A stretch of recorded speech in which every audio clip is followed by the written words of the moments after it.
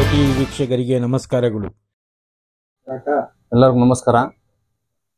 ಇವತ್ತು ಕರ್ನಾಟಕ ಟಿಪ್ಪು ಸುಲ್ತಾನ್ ಕಚೇರಿಯಲ್ಲಿ ಇವತ್ತು ನಿಮ್ಮ ಮಾಧ್ಯಮ ಮುಖಾಂತರ ಸುದ್ದಿಗೋಷ್ಠಿಯನ್ನು ಕರೆಸಿ ನಾನು ಮಾತಾಡಬೇಕಾಗುತ್ತೆ. ನಮ್ಮ ಕೋಲಾರ ಶಾಸಕರಾದಂಥ ಪುತ್ತೂರು ಮಂಜುನಾಥ್ ಅವರು 2 ದಿವಸ ಮುಂಚಿತವಾಗಿ ಒಂದು ಮಾಧ್ಯಮ ಮುಖಾಂತರ ಒಂದು ಹೇಳಿಕೆಯನ್ನು ಕೊಟ್ಟಿದ್ದಾರೆ. ನಮ್ಮ ಮೈಸೂರ ಮಹಾರಾಜರ ಹೆಸರಿಗೆ ಮೈಸೂರು ವಿಮಾನ ನಿಲ್ದಾಣಕ್ಕೆ ಮಾಡಬೇಕು ಅಂತ ಬಿಟ್ಟದ್ದು ಅವರು ಹೇಳಿಕೆಯನ್ನು ಕೊಟ್ಟಿದ್ದಾರೆ.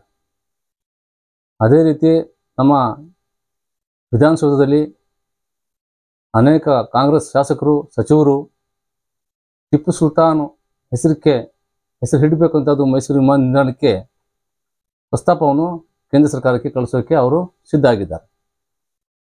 ನಮ್ಮ ಕೋಲಾರ ಶಾಸಕರು ಇವತ್ತು ಏನು ಮೈಸೂರು ರಾಜರು ಹೆಸರಿಗೆ ವಿಮಾನ ನಿಲ್ದಾಣಕ್ಕೆ ಮಾಡಬೇಕು ಅಂತ ಅದು ಏನು ಅವರು ಹೇಳಿಕೆಯನ್ನು ಕೊಟ್ಟಿದ್ದಾರೆ. ಮೈಸೂರು ಮಹಾರಾಜರ ಮೇಲೆ ನಮಗೆ ಅಪಾರ ಗೌರವ ಇದೆ. ನಾವು ಅವ್ರಿಗೆ ಗೌರವ ಸ್ಥಾನದಿಂದ ನಾವು ನೋಡ್ತೀವಿ.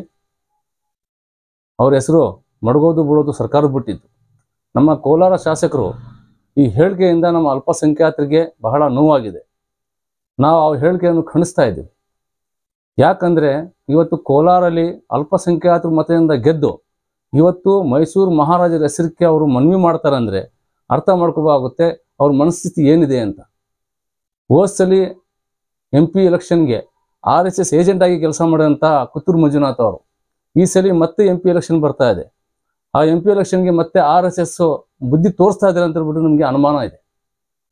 ಆದ್ದರಿಂದ ನಾನು ಮನವಿ ಮಾಡೋದೇನೆಂದರೆ ನಮ್ಮ ಪುತ್ತೂರು ಮಂಜುನಾಥ್ ಅವ್ರಿಗೆ, ನೀವು ಮುಸಲ್ಮಾನ್ ಮತದಿಂದ ಗೆದ್ದು ಇವತ್ತು ಈ ಥರ ಮನಸ್ಥಿತಿ RSS ಮನಸ್ಥಿತಿಯಲ್ಲಿ ಹೋಗಿದ್ದೀರಿ ಅಂದರೆ ಇವಾಗ ನಿಮಗೆ ನಮ್ಮ ಕರ್ನಾಟಕ ಟಿಪ್ಪು ಸುಲ್ತಾನ್ ವತಿಯಿಂದ ನಿಮಗೊಂದು ಚಾಲೆಂಜ್ ಆಗಿ ನಾವು ತಗೋಬೇಕಾಗುತ್ತೆ.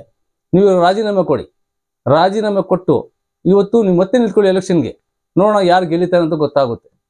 ಮುಸಲ್ಮಾನ್ ಮತಗಳಿಂದ ನೀವು ಇವತ್ತು RSS ಏನು ಸ್ಥಿತಿ ತಗೊಂಡು ಮಡಗಿದ್ದೀರಿ ಕೋಲಾರಲ್ಲಿ, ಇವತ್ತು ಮುನ್ಸ್ವಾಮಿ ಏಜೆಂಟ್ ಆಗಿದ್ದೀರಾ ಅಂತ ನಾನು ಹೇಳ್ತಾ ಇದ್ದೀನಿ.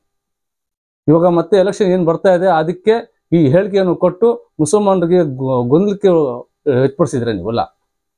ಈ ಥರ ಹೇಳೋದು ಬಹಳ ತಪ್ಪಾಗಿದೆ. ತಕ್ಷಣವೇ ಇವರು ರಾಜೀನಾಮೆ ಕೊಡಬೇಕು.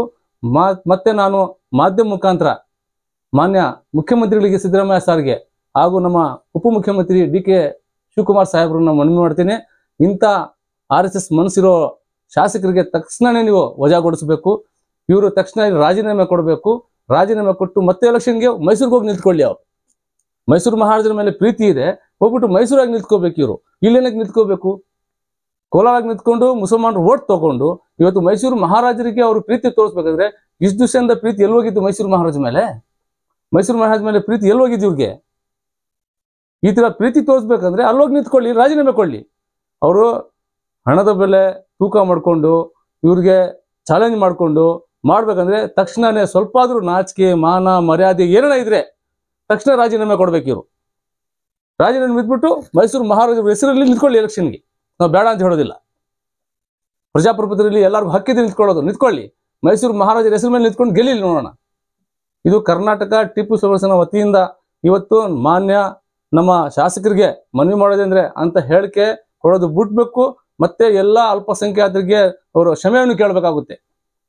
ಇಲ್ಲ, ಏರ್ಪೋರ್ಟ್ ಹೆಸರು ಮಡಗೋದು ಬಿಡೋದು ಸರ್ಕಾರ ಬಿಟ್ಟಿದ್ದು. ನಾವೇನು ನಮ್ಮ ಮನವಿ ಮಾಡ್ತೀವಿ ಅಷ್ಟೇ, ಮಡಗಿ ಅಂತ ಹೇಳ್ಬಿಟ್ಟು. ನಮ್ಮ ದೇವನಹಳ್ಳಿ ಏರ್ಪೋರ್ಟ್ಗೆ ನಾವು ಮನವಿ ಮಾಡಿದ್ವಿ ಮಡಗಿ ಅಂತ. ಕೆಂಪೇಗೌಡ ಹೆಸರು ಮಡಗಿದ್ದಾರೆ, ಖುಷಿ ಆಯ್ತು ನಮಗೆ, ಮಾಡ್ಕೊಳ್ಳಿ, ಏನು ನಮಗೆ ಅಭ್ಯಂತರ ಇಲ್ಲ.